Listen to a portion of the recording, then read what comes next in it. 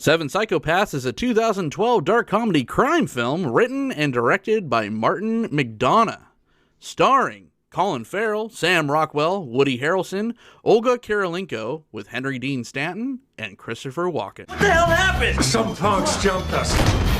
Who are you? Said they were looking for a little shih tzu. Then some other punk killed those punks. It's their blood. It's his puke. You want to go to the bathroom, clean some of the blood and the puke off you? I almost got killed today because you kidnapped the wrong dog. Are you being serious? Wow. What are we gonna do? We could take on all the bad guys, maybe in the desert. And what do you think we should do in real life? How you doing? What's your name? Shut up. We'll get you back to your daddy in a day or two. Don't be sad. Pa. Pa. No, Pa. That's okay, too. I gotta pull myself together, I know, but my dog's gonna end up killed. You're not pulling yourself together, are you? Peter, you've got to give it back. Give it back? You don't just give back a kidnapped dog. Defeats the entire object of the kidnapping. Put your hands up. No, but I've got a gun. I don't care. It doesn't make any sense. Too bad. I'm going to work. Are you pissed at me for something, baby? Why would I be pissed at you, Marty? Because you're a killie. You waiting for somebody, old guy? No. Okay, you seem normal. Come on in. We gotta get this dog off the street because it's kidnapped from a maniac. Dandy.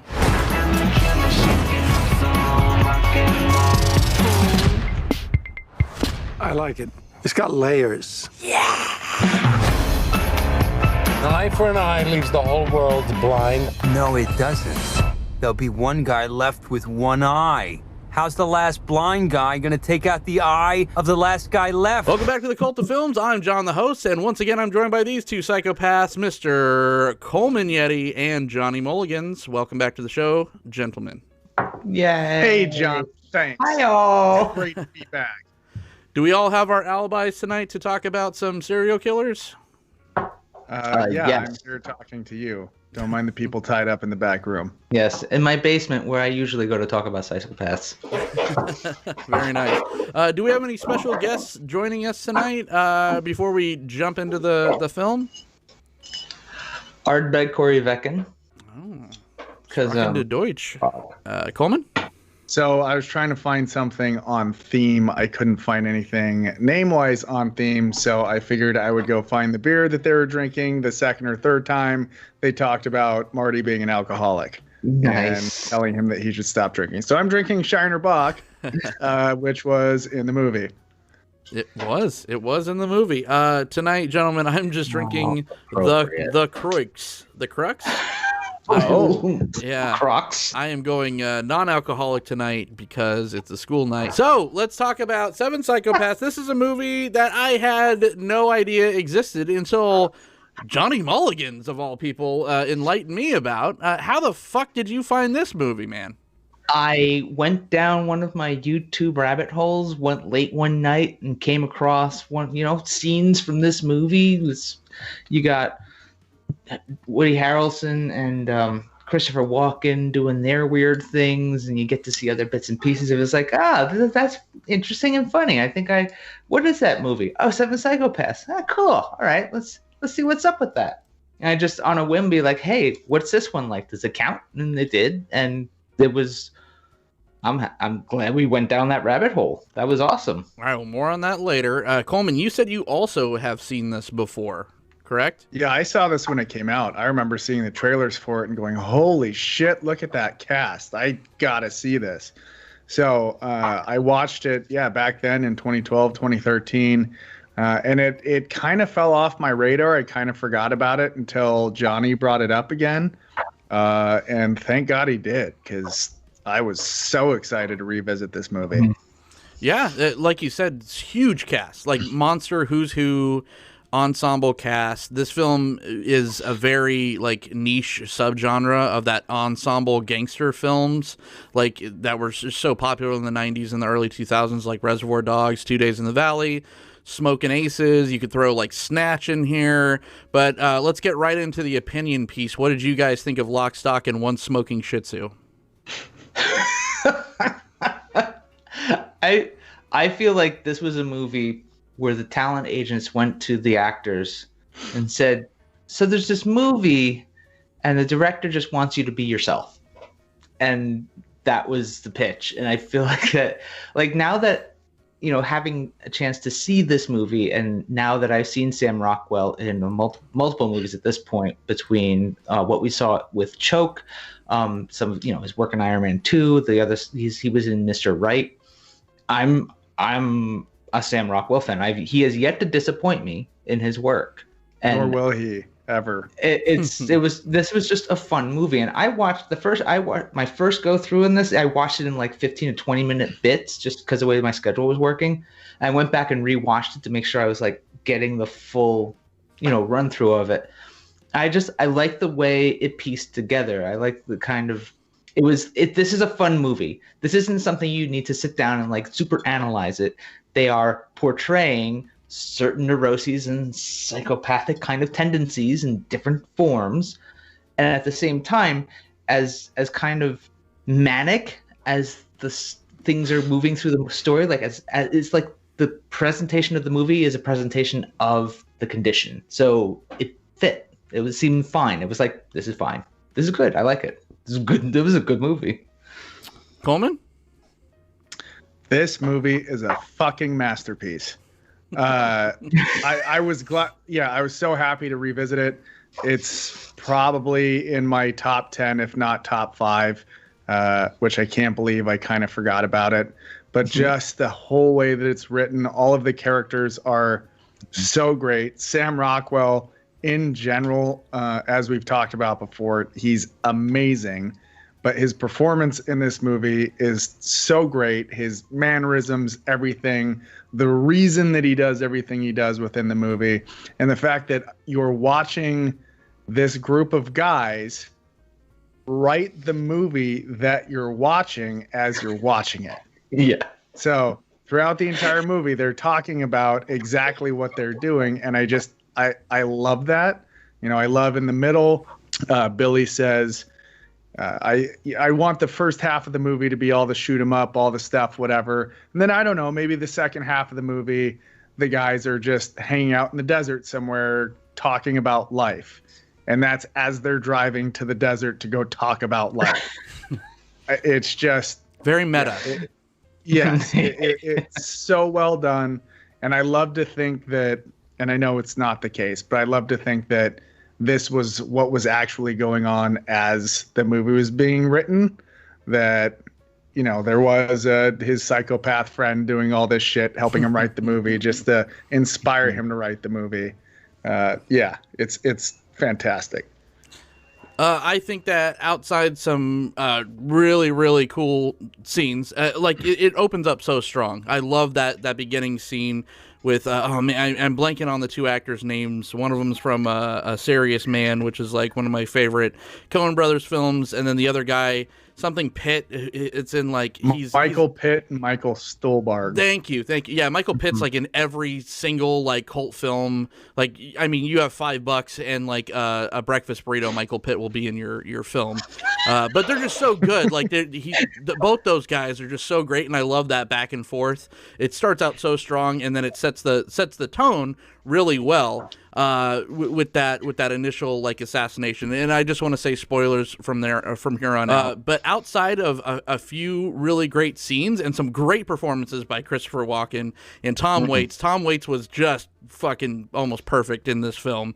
I thought that this film was boring, mean-spirited, and very unfunny.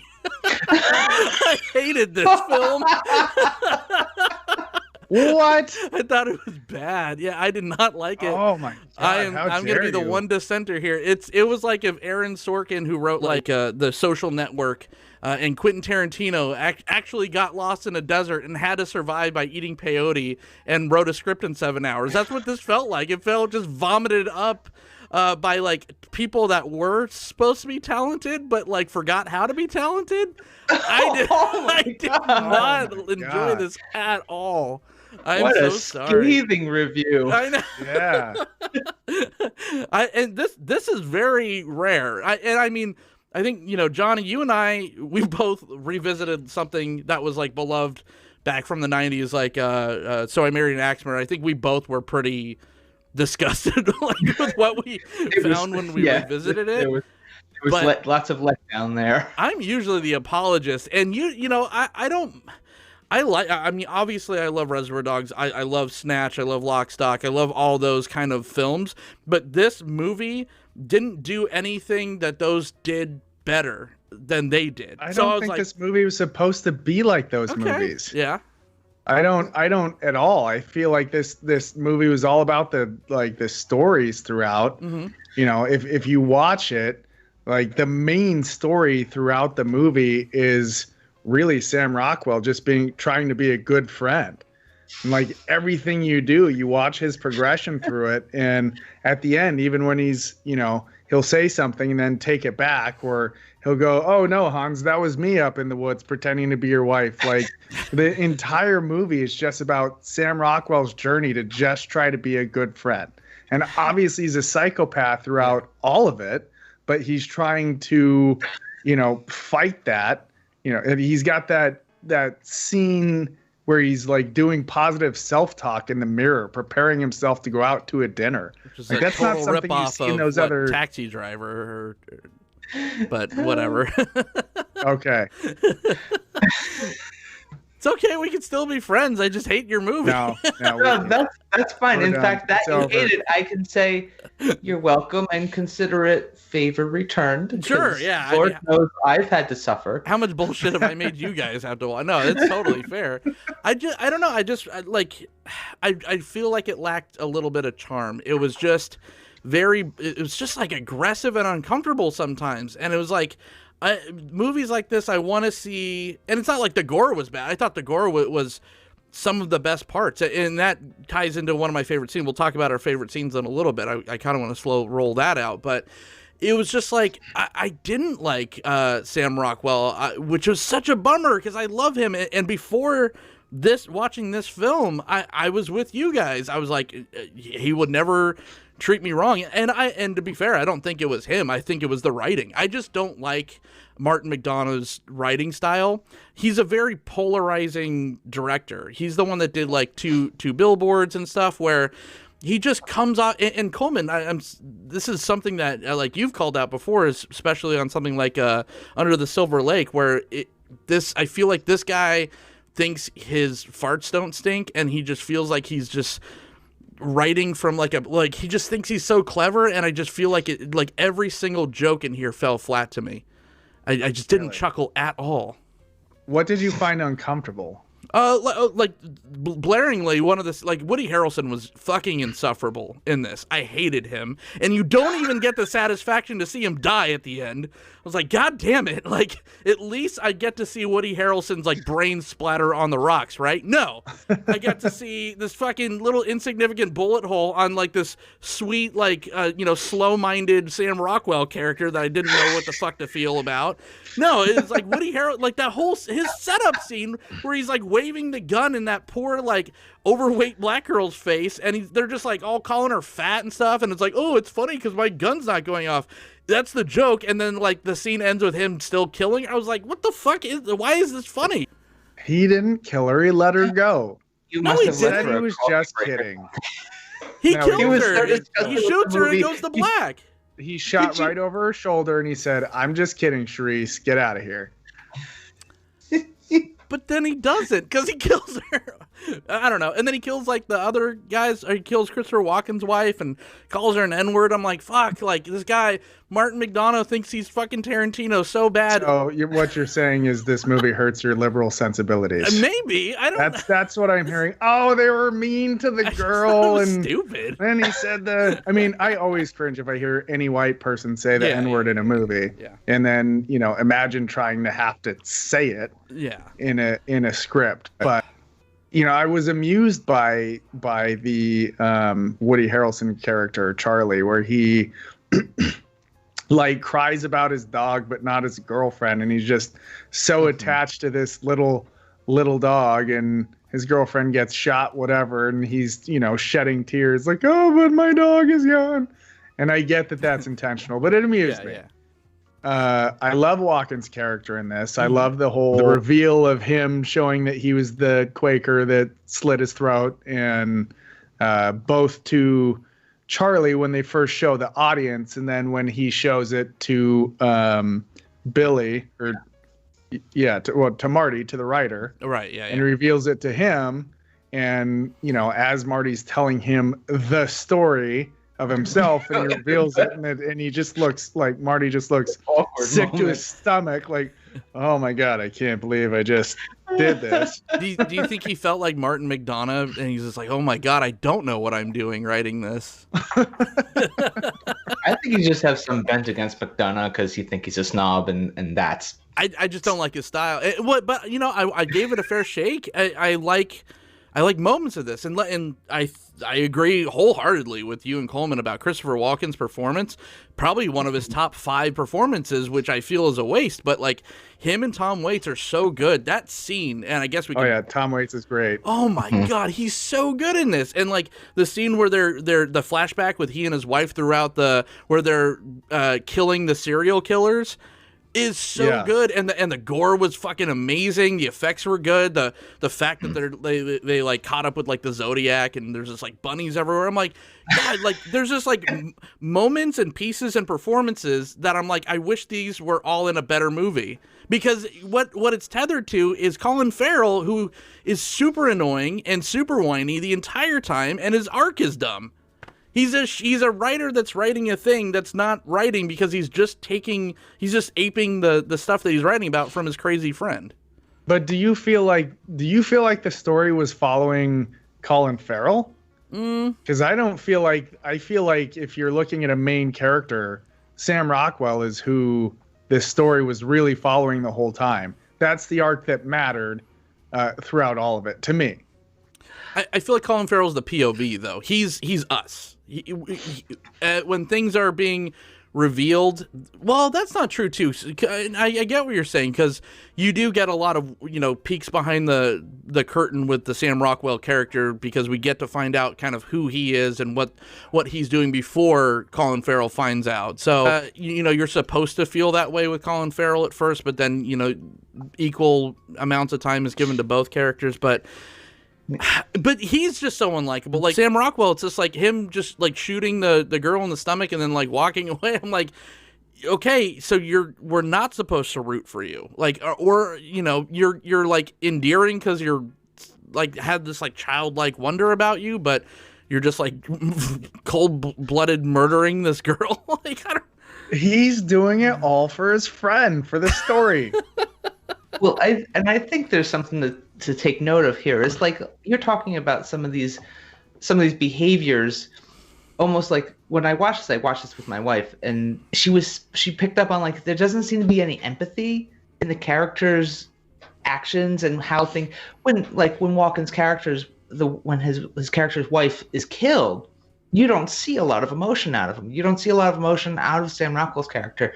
But that's the point. Like, we're talking about 7 psychopaths who don't have empathy, and it's just matter of fact. So that kind of plays into it. And I like, to me, that worked out. And as far as like who was the lead and which one, it did feel more like Farrell and Rockwell's characters were given kind of equal space and time share in the movie. Sure. It felt like they were parallels. Like they were these two main characters and they're kind of moving along at the same level. Then you've got Woody Harrelson and Christopher Walken's characters, and they're kind of at the same level. And there's like these tiers of characters, and like down in the third tier you've got Tom Waits' characters in there, and they do a little coverage of another. Like there's different levels of importance, but it's not like there's any one. I understand like Sam Rockwell's character ends up kind of being the central character and in the grand scheme of it. Yeah. But at the same time, I feel like Farrell's character, Colin Farrell's character, still carries as much weight. So the way it felt like it was kind of distributed out evenly, and it was almost like like a collage of all these different things going on in the movie. And it's sort of like, I think one of the things with Walken's character, it was fun to see Walken's character taking on this more affectionate, kind of romantic role with his wife. It's just like, I've never really seen that with his character. In some of the stuff he's done in the past, the work that I've seen from him, we don't really see that. And it was cool to see that presentation from him, to see like a softer side of the Christopher Walken psychopath we're used to seeing. So that I liked that part. That was pretty cool. Yeah, I mean, it was like he was geeking out at where he's just like, shit, I got Tom Waits and Christopher Walken in this movie. I better write some really interesting, moments and scenes and dialogue, which I think he nailed. But he's just like everyone else. It just felt kind of half-assed. The meta part that you pointed out, right? Like I love that. And the part where Christopher Walken's reading the screenplay and he goes, your women characters in here are all garbage. I mean, and he calls, again, they are writing the movie that you're watching as you watch it. And I absolutely love that aspect of it. I don't read it as a gangster movie. I read it as a story-driven movie. And, that aspect of the movie was so great. And they were calling out the shit that was happening in the movie. Just the fact that Sam Rockwell's character started murdering people just to help his friend start writing a movie. Like, I fucking love that. With that premise, it's gonna be sloppy, and that's fine. But like some of the threads just didn't go anywhere. Like while he's filling out the roster of his psychopaths, right? There's the Viet Cong guy, and that ultimately goes nowhere. It just like it's for this like weird adolescent fever dream that he has at the end when he's trying to write the big standoff in the graveyard, and he's like, and then the Viet Cong guy's there with the flamethrower, and then like it kind of comes back to his character later, but it doesn't, that character, like usually if you're gonna do something like this and you have all these characters, you like with Snatch and all that, you have them all link up at some point or another. You have all the paths cross, and that's fun to kind of pick those little lines. Be like, oh, he just walked by here, and they didn't even know that they're connected. And then later on, they're in like a Mexican standoff or something. But in this one, like some of the lines that the paths didn't even cross. Some of the things didn't even get resolved. Because the movie's not about the 7 psychopaths. It's about them writing the movie 7 Psychopaths. But it didn't even make sense in the context of his own movie. John? God damn it. and for Walken did tie up the guy at the end, but it wasn't about the Vietnamese guy. That was just Sam Rockwell's whole part talking about the shoot 'em up scene, just so he could use the shoot 'em up scene and throw fucking everybody in there, because it's about 7 fucking psychopaths, Marty. The movie itself wasn't about the 7 psychopaths, so you didn't need. It was about the characters writing the movie together, and some of the psychopaths, like 3 or 4, happen to be, integral parts of the movie. But the movie itself wasn't about the 7 psychopaths that he's writing about. It's about them writing about it. I'm just loving watching John's brain implode on this. I wanted to like it, it's just frustrating because it sounds like you want it to be something that it wasn't. Like you're comparing it to movies that I don't feel. I want it to be good. Oh, how dare you, sir? Like in the beginning, you compared it to movies that I don't think it's in the same lane as those movies. I don't think that's what it was going for. Yeah. And I feel like you're watching it, thinking that it's a Lock, Stock, thinking that it's a Snatch, thinking it's a movie like that, and that's not at all what this movie is. I don't know. Movie snobs. What it is, it's a movie with just really uneven characters. And I'm not talking about flawed characters. I love flawed characters. I love obsessed characters, all that. That makes for interesting conflict and situations. These are just like, okay, so our writer guy is a hack writer because he's really not writing anything. He just came up with the idea, and he needs his friend to literally start killing people to get inspired, and then to steal his stuff later and say it's his, and he's an alcoholic, and, it's just like, there's these tropes that are just so vanilla and just so, like, it lands with just no finesse at all. And that's why I'm just like, okay, I get it. And I think that this would have been, when Johnny said at the top of this, where you're just like, I watch this in like 15-minute intervals, this feels like it could have been a more successful like Netflix series or something. I would have liked to have seen that. Maybe like you focus on one psychopath at a time or something like that, and it all, you know, ties together in the overarching, you know, movie that's being written or whatever. I think there's a movie there, but it's just the way the execution of this is just so adolescent to me, and it just I don't know. I just feel like he thought that everything that he wrote was hilarious, and that every, you know, scene was just so badass, and it's like watching, you know, like a bully like ask a kid at the lunchroom for his lunch money. I'm just like, this isn't funny. Do you know that phrase, agree to disagree? Let's agree that you don't know what you're talking about. Yeah, man. And what a waste of Henry Dean Stanton. What was that for? Why was he the Quaker, and then just to reveal later on that he wasn't the Quaker? You cast Henry Dean Stanton, who's like a fucking legend, and then you take him out and you put in Christopher Walken in there? Like, what was the point? Because he was just on your toes, man. For the Quaker. Because he was the story. He wasn't the actual character. He was the story. Yeah. So you're just seeing him as the story. Wait, so Christopher Walken wound up being the guy that killed the kid and was the reformed person. Wait, I just made the script better. Okay, I like it more now. I fixed it. That one's free, Martin McDonough. I don't know. Great. I was hoping to interview him on one of your future shows. Now that shit's never going to happen because he's shitting all over this amazing movie. Hey, and people would agree with you. I mean, it has a huge like critic score, a very high critic score. It had a $15 million budget, which you could, I mean, safely say was like all cast, because it wasn't like they were just shooting on like streets in LA and in the desert, which was probably very cheap to make. The effects, you know, all the gore and stuff looked very practical. So I don't think there was any like huge costs that they acquired or incurred doing this film, except for paying the cast members, and it made $33 million. So I mean, you doubled your budget, you got a nice cult following, and a lot of people that I respect, including you two, really find some enjoyment in this. This one was a miss for me.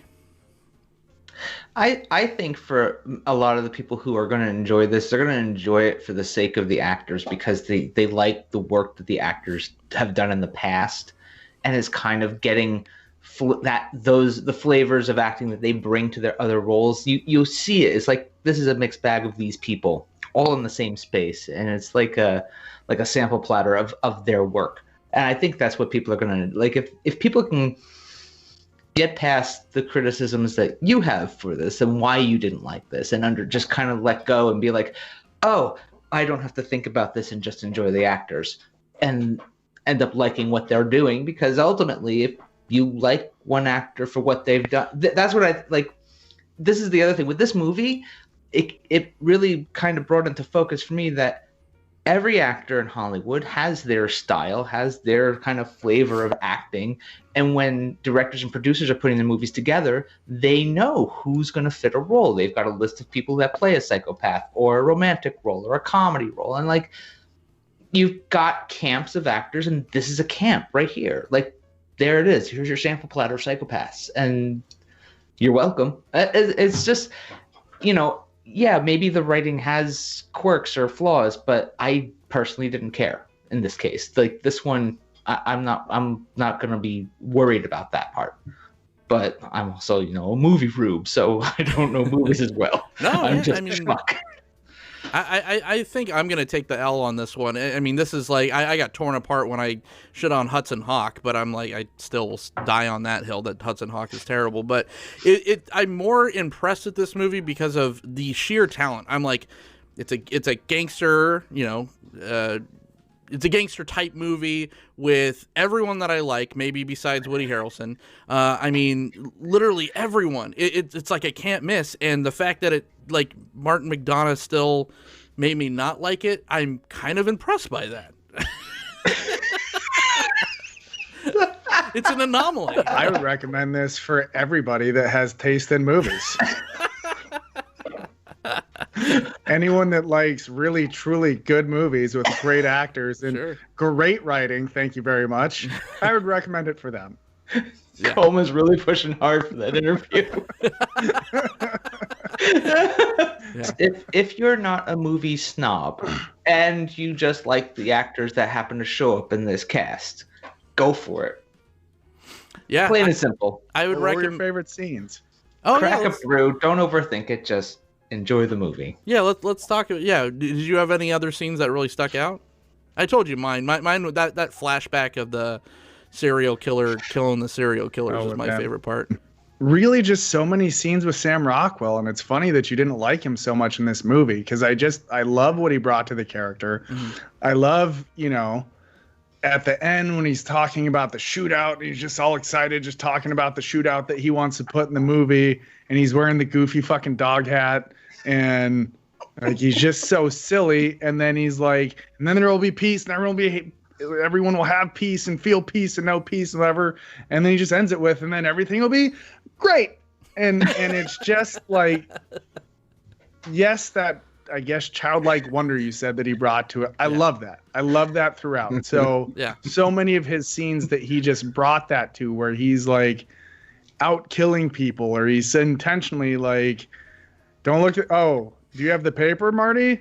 I said, oh, do you have the paper, Marty? Yeah, that Definitely repeating quirk. Don't look at it. Page whatever. I might have put an ad out.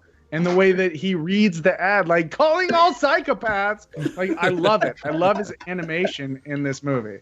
Yeah. I think if I have to pull out a scene, like the Sam Rockwell scenes, that's a kind of a no-brainer. But one of the scenes that I liked specifically from Walken was when he walks back to the visitor center and the hitmen are there. And the guy pulls up the shotgun and is pointing. Goes, "Put your hands up." It's like, no. Why not? I don't wanna. Yeah. And the guy's like, but I got the gun. Too bad. And it's like just that whole conversation. I was just like, doesn't make sense. Oh, that's too bad. I don't care. Shoot me. Whatever. I think that was I like the way that interaction was one of my favorites in the entire movie for sure. Yeah, I feel like they went to that well again with the end credit scene with Tom Waits on the phone, where he's just like, you didn't put her name in the credits, now I gotta come kill you. And he's just like, oh, okay, whatever. He's like, oh, you sound sad, maybe I won't come kill you. I'm like, it's like, what? I guess. No, you sound what do you different. expect from a psychopath? Yeah, like he turned into a psychopath, and now I'm not gonna fuck with you anymore. I think you didn't read into this movie enough. I watched this movie 4 times before this podcast because I love it so much.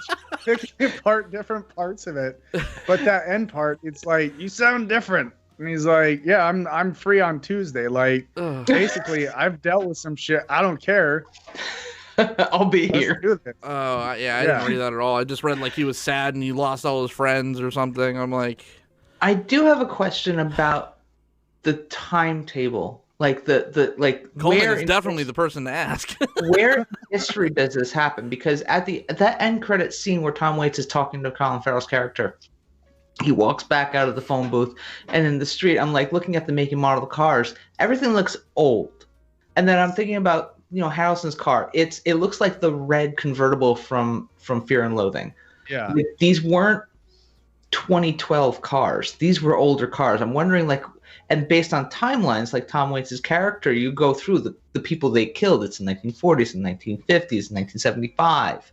So, like, right. What time in history does this happen, yet they have cell phones? I've seen a couple movies like this where it just kind of throws in a bunch of different timelines, but I think that has to do with the homages to the tropes that they're trying to invoke. It's trying to invoke those eras, and Tom Waits is supposed to be this, from the 40s or from the 50s type of, person with this kind of old school gangster. And, it all kind of ramps up to where Sam Rockwell is kind of the new school, psychopath or whatever. I think that was a aesthetic choice. I don't know. Like I said, Coleman would know more than I did. He watched this more than he's, watched anything else in his life. more than false. More than John would approve. How high? I've probably watched more than anything else. Maybe Van Wilder.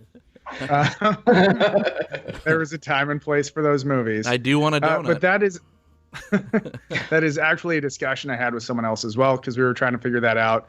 And it's really hard to put a finger on it, because I did notice, they show them going after Zodiac in 1975. That's the last time. That's when Maggie left him, whatever. So we're looking at the cars, and there is a lot of old cars, but then I see like a minivan in the background and go, okay, well, that's like a late 90s minivan that they showed in this. And so I don't think that they were really trying to show any particular era. Yeah. It wasn't a period piece. Old cars. No, there wasn't a time setting per se. So stuff like the Tom Waits thing, and that's the one that really threw me off, because I'm like, well, Tom Waits looks the exact same now as when he left her in 1975, and this movie's made, almost 40 years later. Yeah. So, what's your had a hard time nailing a setting, a time period down, but I don't know that really is pertinent to the movie. If you want to go really allegorical, they were just, metaphors for those type of tropes. Oh, now you start reading into the movie? Now I get it. I love this movie. I see your cynicism. I would definitely recommend Snatch and Reservoir Dogs to a lot of people.